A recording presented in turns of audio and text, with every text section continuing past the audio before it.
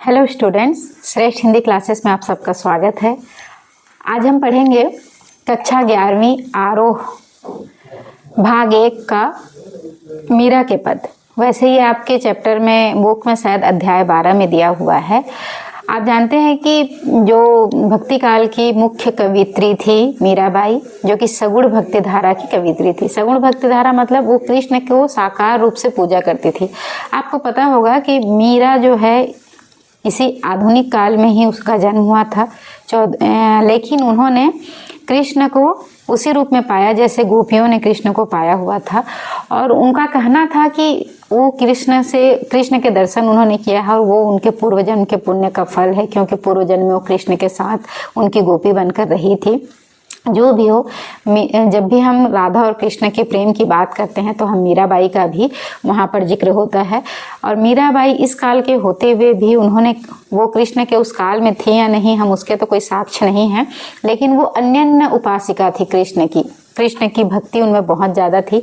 आप लोगों को मीराबाई का जीवन के बारे में पता होगा कि मीराबाई मेड़ता राजस्थान से थी। उनका विवाह भी राज परिवार में हुआ था और एक महारानी थी वो। लेकिन जब उनकी पति की मृत्यु हो गई और वो विधवा हो गई तो उस समय हिंदू विधवाओं को किसी तरह का कोई अधिकार नहीं दिया जाता था, केवल उनको पूजा पाठ करने का अधिकार था। मीराबाई बचपन से कृष्ण की भक्त थी, तो वैधव्य के बाद वो मंदिरों में जाकर कृष्ण की भजन कीर्तन कर अपने मन को उसी में लगाने लगी। उनको संसार से वैराग्य अनुभव होता था और कृष्ण से अनुराग की वो बात करती थी। धीरे धीरे कृष्ण के प्रति उनका प्रेम इतना ज़्यादा बढ़ गया कि लोगों को उससे भी समस्या होने लगी। उनके परिवार वालों ने उनका विरोध किया कि वो इस तरह से संतों के बीच में जाती है, नाचती गाती है, बैठती है, बैठना उठना ये उनको पसंद नहीं था। कई बार उनके परिवार वालों के द्वारा उन्हें मारने की भी कोशिश की गई, यहाँ तक कि उनके देवर राणा जी ने उन्हें विष का प्याला भी भेजा। लेकिन मीराबाई को इन सब का कोई प्रभाव नहीं पड़ा। उन्होंने अपने समय में देश में कई तरह के हमले, उनकी माता की मृत्यु, कुटुंबियों का उनके विपक्ष में होना, ये सब देखा और इसलिए वो हमेशा संसार से वैराग्य और कृष्ण से अनुराग की बात करती थी। उनकी जो भाषा शैली है वो आपका सरल राजस्थानी हिंदी है, जो कि आप आसानी से समझ सकते हो। वो जाकर द्वारिका में कृष्ण के मंदिर में रहकर ही वहीं पर कृष्ण का भजन कीर्तन करती थी। तो मीरा के पद जो है पूरे भारत में बड़ी ही शौक से गाए और सुने जाते हैं। उनकी जो पद हैं वो काव्यात्मक है, मतलब आप उनको अच्छी तरह से संगीतात्मकता है उसमें आप गा सकते हैं। अनुप्रासों का, छंदों का बहुत अच्छा उन्होंने प्रयोग किया है। तो आपके सिलेबस में ये 2 पद उनके दिए गए हैं जिसमें कह रही है। अच्छा देखो, भक्ति काल में जो भी कवि थे उन्होंने ईश्वर के साथ अपना एक रिश्ता जोड़ा, जिसमें कि मीराबाई कहती है कि वो कृष्ण को अपने पति रूप में मानती है, लेकिन स्वयं को उनकी पत्नी नहीं बल्कि उनकी दासी बताती है। वो कहती है कि मेरे तो गिरधर गोपाल दूसरो ना कोई, जाके सिर मोर मुकुट मेरो पति सोई। मीराबाई का कहना है कि मेरे तो गिरधर गोपाल हैं। गिरधर गोपाल कृष्ण का जी का नाम है, क्योंकि उन्होंने गोवर्धन पर्वत को धारण किया था इसलिए उनका नाम गिरधर है। गोपाल क्योंकि वो गौओं का पालन करने वाले हैं इसलिए उनको गोपाल भी कहा जाता है। दूसरो ना कोई मतलब उनके अतिरिक्त मेरा दूसरा कोई नहीं है।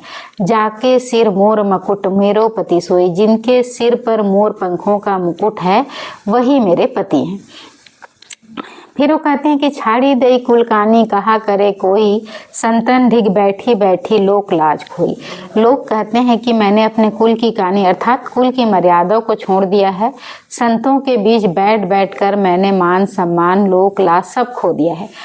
जिसको जो कहना है कहे, मुझे उसकी कोई परवाह नहीं है।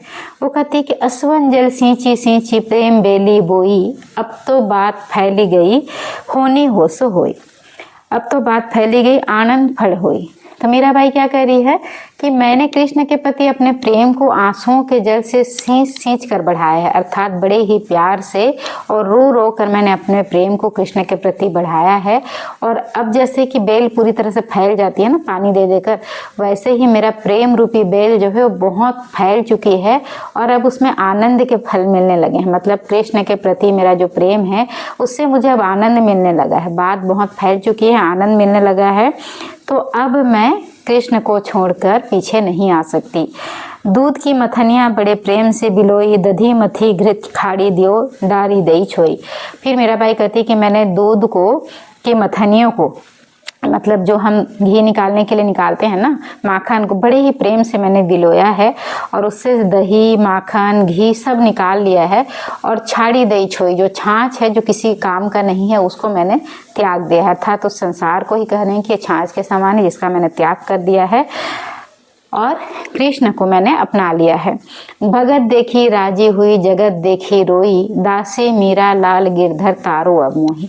फिर मीराबाई कहती है कि कृष्ण के भक्तों को देखकर मुझे बहुत प्रसन्नता होती है। जो भी कृष्ण को मानते हैं, जो भी साधु सन्यासी कृष्ण की आराधना करते हैं, उनको देखकर मुझे बड़ी प्रसन्नता होती है। और इस संसार के लोगों का रवैया देखकर मुझे रोना आता है। मतलब संसार का जो व्यवहार है वो उनको पसंद नहीं है, जबकि उनको संतों का बर्ताव जो है या कृष्ण के जो भक्त हैं उनको देखकर उनको प्रसन्नता होती है। फिर मीराबाई कहती है कि दासी मीरा लाल गिरधर, मैं तो गिरधर लाल की ही दासी हूँ, तारो अब मोही, अब मैं उन्हीं की हूँ। संसार मेरे बारे में कुछ भी कहे मुझे उसकी परवाह नहीं है, और जिनके सिर पर मोर पंखों का मुकुट है अब वही मेरे पति हैं। तो ब्रज भाषा भी है, सामान्य राजस्थानी हिंदी भाषा का प्रयोग है, संगीतात्मकता है और प्रेम की अन्यता आपको यहाँ पे देखने को मिलेगी। दूसरा पद है, पग घुंघरू बांध मीरा नाची रे, मैं तो अपने नारायण की आप ही होगी दासी रे। यहाँ पर मीराबाई जब बहुत अधिक प्रेम और भक्ति में डूब जाती है ना, तो अपने पैरों में घुंघरू बांधकर नाचने लगती है। पग घुंघरू बांध मीरा नाची, पैरों में घुंघरू बांधकर नाचने के दो अर्थ होते हैं। अगर आप क्या बोलना चाहिए, नृत्यांगना है, पहले देखो नृत्यों को ना पहले अच्छी दृष्टि से नहीं देखा जाता था। जो देवदासी होते थे, जो लोगों के क्या बोलते हैं मनोरंजन के लिए नृत्य करते थे, उन्हें वही घुंघरू बांधकर नाचते थे। लेकिन आज जो नृत्य जो है वो पूजा के समान पवित्र है, नृत्य करना कोई बुरी बात नहीं है। लेकिन उस समय जो कि मीराबाई एक राज परिवार की बहू थी, जब वो घुंघरू बांधकर ब्रज की गलियों में या द्वारिका की गलियों में संतों के साथ वो नाचने लगती है, प्रेम में भाव विभोर होकर कृष्ण को प्रसन्न करने के लिए घुंघरू बांधकर नाचने लगती है। और वो कहती है कि मैं तो अपने नारायण की आप ही हो गई दासी रे, मैं अपने भगवान कृष्ण की अपने आप ही दासी हो गई। मतलब उन्होंने मुझे दासी नहीं बनाया, मैं खुद उनकी दासी हो गई। लोग कहे मीरा भई बावरी, न्यात कहे कुलनासी रे। तो उनके इस रवैया को देख कर ना लोग कहते हैं कि मीरा जो है बावरी हो गई है, अर्थात मीरा जो है पागल हो गई है। और परिवार वाले कहते हैं कि कुल का नाश करने वाली है, अर्थात अपने परिवार के मान सम्मान को डुबोने वाली है। विष का प्याला मीरा राणा जी ने भेजा पीवत मीरा हासी रे, मीरा के प्रभु गिरधर मागर सहज मिले अविनाशी रे। मीरा के इस रवैये को देखकर उनके जो देवर थे राणा विक्रम सिंह, उन्होंने उसके लिए जहर का प्याला भेजा ताकि मीरा की मृत्यु हो जाए और उनके परिवार में कोई कलंक न लगे। लेकिन मीरा ने उसको भी हंसते हंसते पी लिया। कहा जाता है कि कृष्ण ने मीरा के उस विष को अमृत में बदल दिया था और मीरा को कुछ नहीं होता है, वो हंसते हंसते उस जहर को पी लेती है। और मीरा के प्रभु गिरधर नागर सहज मिले अविनाशी रे। मीरा कहती है मेरे तो प्रभु गिरधर नागर हैं, जो सब अविनाशी प्रभु हैं, जो सबको सहज ही मतलब बड़े ही आसानी से मिल जाते हैं। तो इस पद में भी हमने देखा कृष्ण के प्रति अन्यन्य भक्ति की भावना है मीराबाई में। आप इस पद को भी संगीतात्मक ढंग से लिखा गया है, आप उसको गा सकते हैं। और यहाँ पर आपका वही सरल राजस्थानी हिंदी और ब्रजभाषा का प्रयोग किया गया है। तो मीरा के पद पढ़ने में जितने आसान लगते हैं, जितने मधुर लगते हैं, उतने ही अच्छे भी हैं। आप उसको पढ़कर मीरा के उस अन्यन्य प्रेम को जान सकते हैं, या प्रेम की पराकाष्ठा को आप महसूस कर सकते हैं। तो मीराबाई जो थी वो कृष्ण भक्त थी, कृष्ण के साकार रूप की आराधना करती थी, स्वयं को उनकी दासी कहती थी और कृष्ण को अपना पति मानती थी। इस चैप्टर में वैसा कोई बहुत कठिन क्वेश्चन आंसर नहीं है, लेकिन अगर आप लोगों को किसी भी क्वेश्चन आंसर में कोई भी कठिनाई आती है तो आप मैसेज करके उसको पूछ सकते हैं। इनबॉक्स में आप बताइए कि आपको कोई शंका है, तो हम उसको दूर करने की चेष्टा करेंगे। धन्यवाद।